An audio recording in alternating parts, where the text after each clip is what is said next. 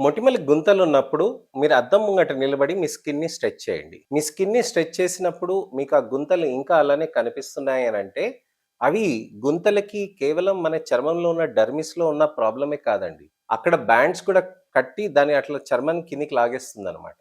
అలా అక్కడ చర్మంలో ఉన్న బ్యాండ్స్‌ని ఇలా లాగేయటానికని దానికి ఏ విధంగా ట్రీట్మెంట్స్ అనేటివి చేసుకోవచ్చు. లేజర్స్ చేసినాక కూడా మనకి బెటర్ రిజల్ట్స్ రావాలి, ఇంకా బెటర్‌గా కావాలి అనంటే మనకి అక్కడ ఒక ప్రొసీజర్ ఉంటుంది. దాన్నే సబ్సిషన్ అని అంటారు. ఈ సబ్సిషన్‌కి మనం రేడియో ఫ్రీక్వెన్సీని జోడించామనుకోండి, సబ్సిషన్ రేడియో ఫ్రీక్వెన్సీ అనే డివైస్ తోటి మనం చేస్తామనమాట. ఇది ఇంకా మంచి బెటర్ రిజల్ట్స్ ఒస్తాయి. అసలు సబ్సిషన్ అంటే ఏంటి? ఏ విధంగా చేస్తాము? ఎప్పుడెప్పుడు చేస్తాము? ఎన్ని సార్లు చేయించుకోవాలి? లేజర్స్‌తో కాంబినేషన్ చేయొచ్చా లేదా? ఇలాంటి అనేక ప్రశ్నలకి నేను మీకు ఇవాళ జవాబు చెప్తానండి. నేను మీ doctor Raj Kireet. Celesti skin laser and hair clinic, Jubilee Hills, LB Nagar, Kokapet మరియు సన్ సిటీలో chief and founder, senior dermatologist and hair transplant సర్జన్‌గా ప్రాక్టీస్ చేస్తున్నానండి.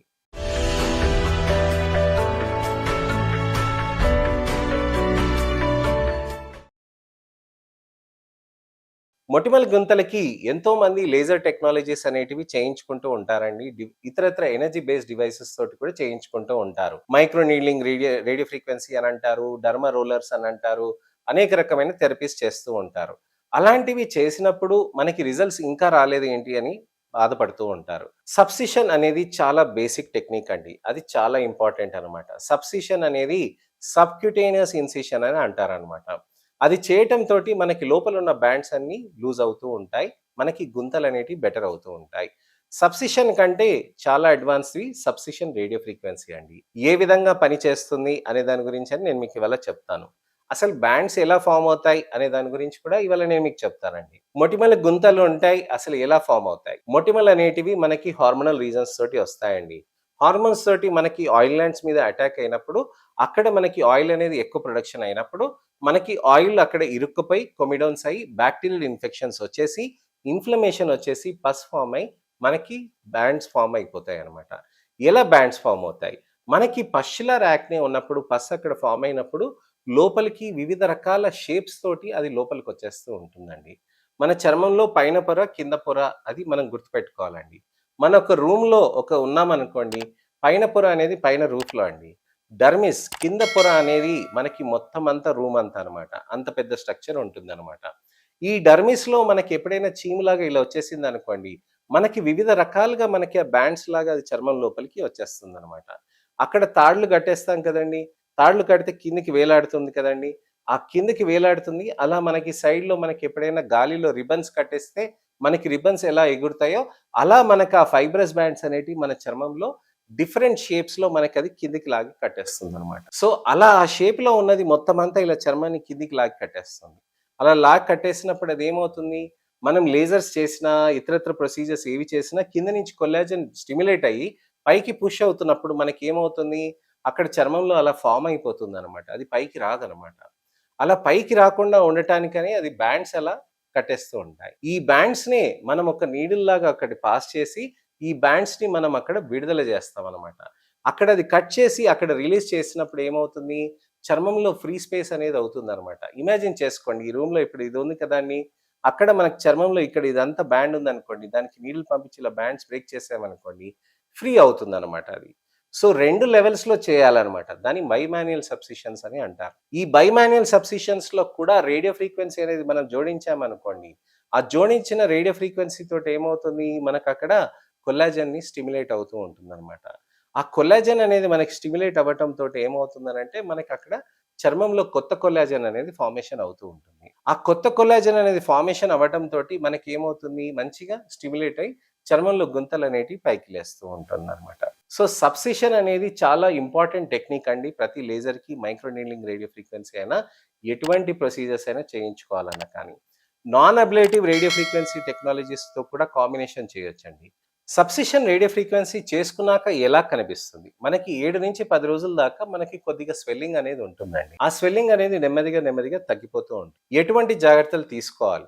మీరు సింపుల్‌గా మసాజ్ చేసుకుంటూ ఉంటే సరిపోతుందండి. నొప్పి ఉంటే గనక పెయిన్ కిల్లర్ అవి తీసుకోవచ్చు. అది సరిపోతుంది.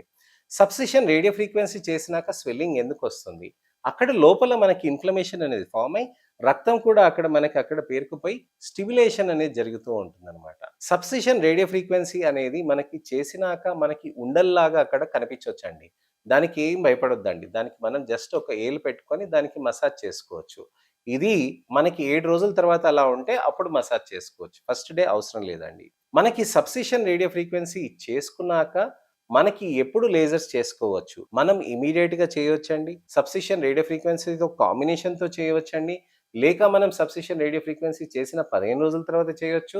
లేక నెల తర్వాత కూడా చేయవచ్చనమాట. 2 కాంబినేషన్స్‌లో చేస్తూ ఉంటాం. సార్ లేజర్సేనా ఇంకేమైనా కాంబినేషన్ చేయవచ్చా అని అడుగుతారు. లేజర్స్ చేయొచ్చండి. మైక్రో నీడ్లింగ్ రేడియో ఫ్రీక్వెన్సీ చేయొచ్చండి. అలానే ఇతరితరయి కూడా కాంబినేషన్‌లో కూడా మనం చేయవచ్చండి.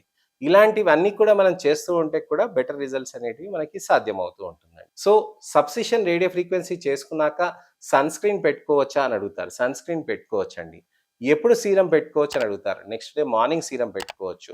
ఫేస్ వాష్ ఎప్పుడు చేసుకోవచ్చు. 4 అవర్స్ తర్వాత ఎప్పుడైనా ఫేస్ వాష్ చేసుకోవచ్చు.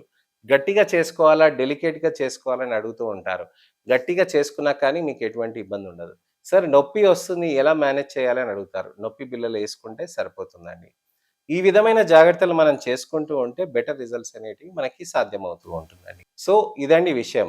చర్మంలో మనకి మొటిమల గుంతలున్నప్పుడు సబ్సిషన్ రేడియో ఫ్రీక్వెన్సీ చేస్తే మనకి ఎలా బెటర్ రిజల్ట్స్ ఉంటాయి అనే దాని గురించని నేను మీకు వివరించానండి.